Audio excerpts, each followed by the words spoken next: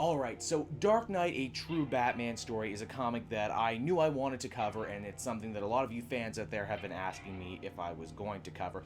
The thing is, though, it's really a comic that defies the sort of style that I've set up on Comic Smack, you know, this kind of snarky soap opera digest thing I have going in my videos, and yes, that is how I consider my style to be taken, but I do want to talk about it. Just keep in mind that this won't be a regular comic smack. It'll be something completely different. But now that I kind of got that out of the way, let's actually get into the comic. But more into that, let's get into the history of the writer Paul Dini. So yeah, Paul Dini, for those of you who don't know, and really if you don't know, you must have been asleep under a rock for the last couple decades, is a legend in the nerd sphere. An animation writer known for stuff like Dungeons and Dragons, Tiny Toons, and oh yeah, a little show you may have heard of called Batman the Animated Series. In fact, Dini, along with Bruce Timm and others, was, you know, basically one of the figureheads behind the entire DC animated universe, and if that wasn't enough, oh, you know, he also invented Harley Quinn. Did you like those Arkham games? Well, guess what? He wrote them. Oh, and did you like Lost? Well, he was a writer on that as well. So yeah, the dude has some serious chops. Now, Dark Knight, A True Batman Story is actually an autobiographical account of Paul Dini's life during one of its absolute darkest periods. Dini himself recites the events, and then Batman characters symbolize his psyche. So when he talks about how failing his love life is, we actually get to see Bruce Wayne show up and kind of, you know, voice his internal monologue. Now, for anyone interested, these real-life events took place around the time Dini and everyone else were working on the Mask of the Phantasm Batman movie. When walking home one night after a particularly disastrous date with a social climbing actress, Dini was assaulted, robbed, and beaten almost nearly to death. He, of course, was too stubborn and too self-hating to actually go to the doctor for any of this, I might add, and so his condition got a whole lot worse. In fact, they would need to pretty much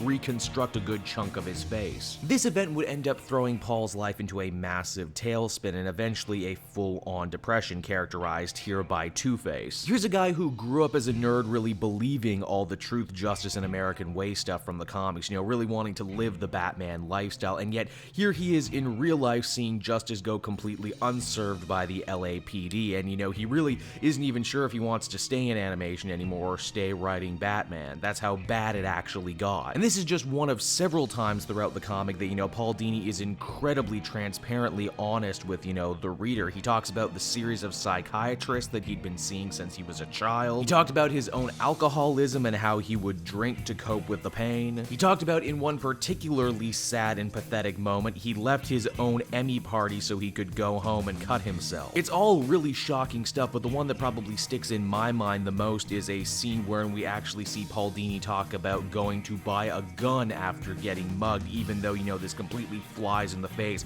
of the Batman-ish ideology that he had always subscribed to. Now, I know you're all probably thinking out there, wow, this is really heavy and really depressing stuff, and it is, but you know, the comic also offers up some levity too. Let us not forget that Paul Dini is a really funny man, and there's a particularly great scene wherein he gets to hit home the importance of his friend Arlene Sorkin, aka the woman who was the basis of Harley Quinn and the woman who would end up being the original voice actress for the character. There's even some incredible behind-the-scenes stuff from Batman the Animated Series that you would never consider, like the fact that Bruce Wayne's inability with women and a lot of the dialogue taken from Mask of the Phantasm was actually, you know, Burnett and others kind of writing Paul himself. Or, and this is great too, when feeling particularly depressive, Paul Dini actually attempted to pitch an episode of Batman the Animated Series wherein Batman would meet Neil Gaiman's The Sandman and Death. The episode didn't get made, of course, but you know, pitching the idea was very therapeutic to him at that time, as indeed getting back to work was. The other really effective part of this book is that Paul Dini is pulling no punches with himself. He's incredibly critical of his own actions, and you know, basically by the end,